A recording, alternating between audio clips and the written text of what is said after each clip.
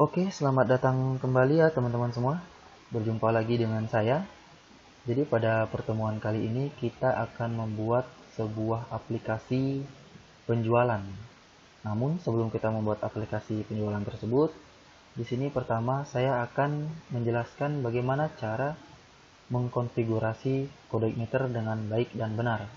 Sehingga nanti kedepannya kita bisa membuat aplikasi penjualannya kita dengan baik ya teman-teman. Oke, tahap pertama, teman-teman jangan lupa selalu running exam-nya ya teman-teman. Di sini saya sudah running exam saya.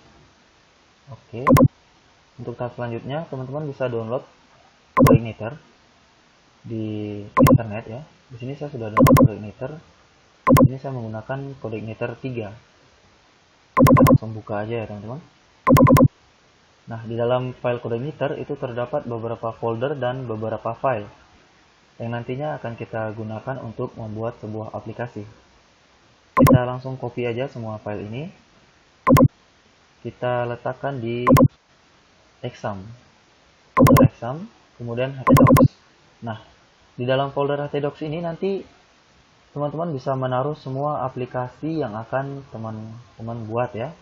Jadi di sini saya akan membuat sebuah folder baru yang berjudul penjualan. Jadi di sini saya akan membuat sebuah aplikasi penjualan. Nah, di dalam folder penjualan teman-teman bisa pastikan aja semua file-file Codeignitor yang tadi kita copy. Oke, paste di sini ya teman-teman. Nah, setelah filenya terpaste, kita taruh di folder penjualan. Teman-teman sekarang membutuhkan sebuah text editor untuk mengedit atau mengkonfigurasi dari file Codeignitor ini sendiri. Di sini saya menggunakan text editor Sublime Text ya teman-teman. Teman-teman bebas bisa menggunakan text editor apa aja, bisa menggunakan Notepad atau text editor yang lainnya. Oke, di sini saya keluarkan dulu. Sekarang kita buka file atau aplikasi penjualan yang akan kita konfigurasi. Kita open folder, kita cari penjualan yang tadi kita buat ya, di exam, htdocs, kemudian penjualan. Nah, kita open aja foldernya. Di sini tahap pertama kita harus mengkonfigurasi Codeignitor ini agar bisa membuat tahap selanjutnya, membuat aplikasi lebih baik ya teman-teman. Cara konfigurasinya gimana? Kita langsung buka aja folder application. Kita masuk di folder config. Nah, di dalam config ini terdapat beberapa file yang harus kita konfigurasi terlebih dahulu sebelum kita menjalankan file Codeignitor ini ya teman-teman. Nah, kita buka pertama yaitu file autoload.php. Nah, di dalam file autoload ini teman-teman bisa mengload semua bahan-bahan yang dibutuhkan. Seperti di library, di sini kita bisa load database dan session. Di mana database dan session ini nanti kita akan butuhkan untuk membuat aplikasi penjualannya kita. Oke, kita scroll ke bawah.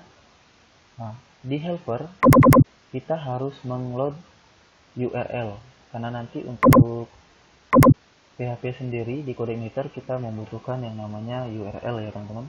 Kita load terlebih dulu URL. Oke. Oke, sampai di sini untuk file autoload udah selesai. Kita langsung save saja. Sekarang kita konfigurasi di file config.php. Nah, file config di sini ada terdapat config base URL. Base URL di sini nanti berguna untuk tujuan aplikasi mana yang akan kita tuju seperti itu. Di sini kan kita mempunyai aplikasi penjualan. Jadi di sini kita bisa langsung konfigurasi base URL-nya menjadi localhost strip penjualan seperti itu. Kita save. Nah, di sini untuk index page-nya atau page pertama yang akan di-load itu adalah index PHP. Seperti itu. Oke, sampai tahap ini udah selesai ya teman-teman. Kita sisanya butuh mengkonfigurasi base URL-nya saja. Sebenarnya di sini teman-teman ada cara lebih mudah agar base URL ini kita konfigurasi kembali agar setiap kita menjalankan aplikasi itu tidak dimulai oleh index.php. Caranya gimana? Teman-teman bisa ketikkan script seperti ini. Jadi di index.php ini kita hapus saja, kita tidak membutuhkan index.php gitu. Nah, untuk di base URL kita hapus juga di sini ya, teman-teman. Ini cara yang lebih mudah ya untuk membangun aplikasi selanjutnya. Jadi di sini kita buat sebuah variabel bernama root. Variabel root, kemudian kita tambahkan di sini http ://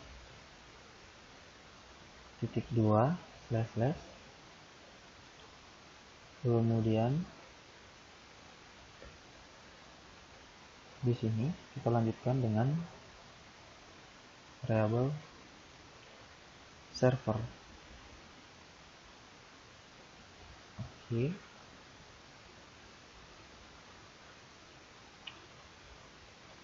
Di dalam sini kita ketikkan http host seperti itu. Jangan lupa titik koma ya teman-teman. Kemudian kita buat lagi variabel root.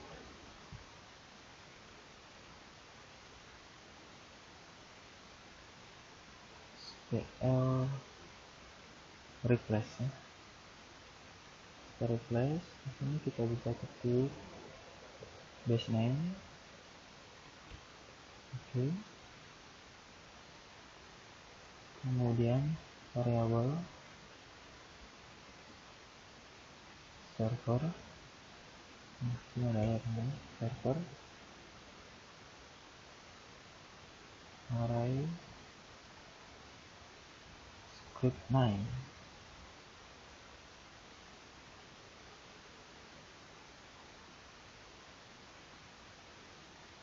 Script 9. Oke, kita kurung.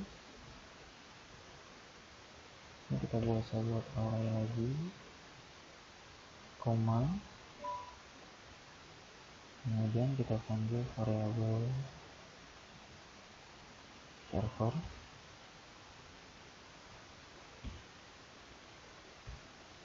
script 9. Oke, seperti ini ya teman-teman. Ini kita bisa hapus saja. Jangan lupa untuk isikan titik koma. Nah, jadi untuk konfigurasi base URL-nya kita cukup panggil di sini variabel root yang udah kita bentuk di atas ya teman-teman.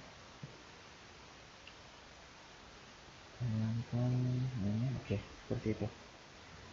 Jadi nanti ketika kita ingin menjalankan aplikasi, kita tidak perlu untuk ketikkan index.php kembali. Sama halnya seperti kita akan mengload sebuah menu untuk menampilkan halaman-halaman lain, itu kita tidak perlu lagi untuk menampilkan index.php. Oke, selanjutnya setelah file config kita sudah selesai konfigurasi, kita lanjut ke database. Oke, database di sini hostname-nya localhost, username dari MySQL-nya teman-teman apa? Rata-rata default username dari MySQL adalah root ya teman-teman. Root. Oke. Kemudian password. Ketika kalau teman-teman di sini di MySQL-nya mengisikan password, teman-teman harus sebutkan passwordnya di sini ya. Berhubung di sini saya tidak memakai password, jadi saya kosongkan saja. Untuk database-nya, berhubung di sini kita belum membuat database, jadi kita kosongkan dulu. Kita akan lanjut nanti ke video saya selanjutnya, step kedua ya teman-teman, untuk membuat database. Di sini saya akan fokus dulu untuk konfigurasi dari CodeIgniter ini sendiri. Nah, untuk DB drivernya MySQL ya teman-teman, karena kita udah memakai CodeIgniter 3 atau PHP 5. Oke, nah, di database sampai di sini kira udah cukup ya teman-teman konfigurasinya. karena berhubung database-nya belum saya buat, jadi untuk username-nya juga saya kosongkan aja dulu. Nanti kita isi di tahap atau step 2 selanjutnya ya teman-teman. Oke, selanjutnya yang harus kita konfigurasi itu ada di file routers. File routers di sini dia berfungsi akan meload default controller apa yang akan di load pertama kali. Di sini dia masih meload controller welcome ya teman-teman. Kita bisa buka di controller, kita lihat di sini ada file welcome. Jadi controller welcome inilah yang akan di load pertama kali oleh routers. Jadi ketika kita running aplikasinya kita, yang pertama kali dijalankan itu adalah controller welcome. Karena di default controller di sini kita set welcome pada file routers ya teman-teman. Jika teman-teman di sini ingin membuat controller baru dan teman-teman ingin controller itu yang harus di load pertama kali, jadi teman-teman bisa ubah di sini welcome controller welcome ini dengan controller baru yang teman-teman buat seperti itu. Oke, sampai di sini konfigurasi untuk coordinator kita udah selesai ya teman-teman. Untuk tahap selanjutnya kita bisa lanjutkan di video saya selanjutnya di step 2. Kita akan membuat sebuah database nanti ya, database, kemudian kita bisa konfigurasi kembali pada database ini dan kita akan membuat sebuah aplikasi penjualan nantinya. Oke teman-teman, sampai di sini bila ada teman-teman yang ingin tanyakan, teman-teman bisa komen aja di kolom komentar. Sebelumnya saya ucapkan terima kasih buat teman-teman yang udah berkunjung ke channel saya dan udah menonton video saya. Jangan lupa like, komen, dan mohon bantuan untuk subscribe ya teman-teman, agar sama-sama kita membangun channel ini agar menjadi channel yang lebih berkembang lagi ke depannya. Oke, akhir kata saya ucapkan terima kasih dan bye-bye.